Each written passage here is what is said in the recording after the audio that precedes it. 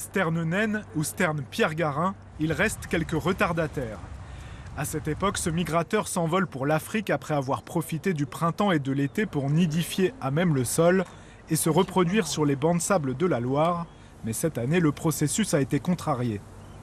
On a eu 2 montées d'eau brutales dues à la pluviométrie importante et à chaque fois les espèces qui étaient les plus proches de l'eau, où le nid a été noyé, où les jeunes poussins qui n'ont pas pu remonter sur le haut ont été noyés. Il suffit qu'on ait au mois de mai une montée d'eau très importante qui submerge les îlots et on perd 100% de la reproduction d'une année.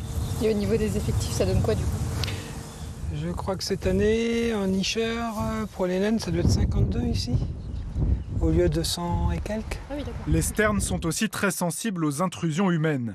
Chaque année, des panneaux sont disposés pour interdire l'accès au lieu de résidence de cette espèce protégée. Signe d'une saison inhabituelle, les responsables du dispositif ont rencontré quelques difficultés. On en a posé des premiers au mois de mars, mi-mars, et en fait ils ont été emportés par une première crue.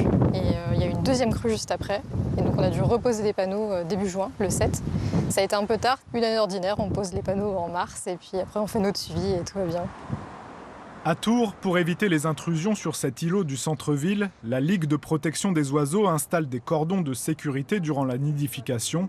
Mais cette année, ce sont les crues de la Loire qui ont ravagé les premières pontes des sternes. Elles ont dû retenter ce qu'on appelle une ponte de remplacement, donc une deuxième nichée pour essayer de remplacer celle qu'elles avaient perdue. Donc les sternes Pierre-Garin et les sternes naines ont tenté.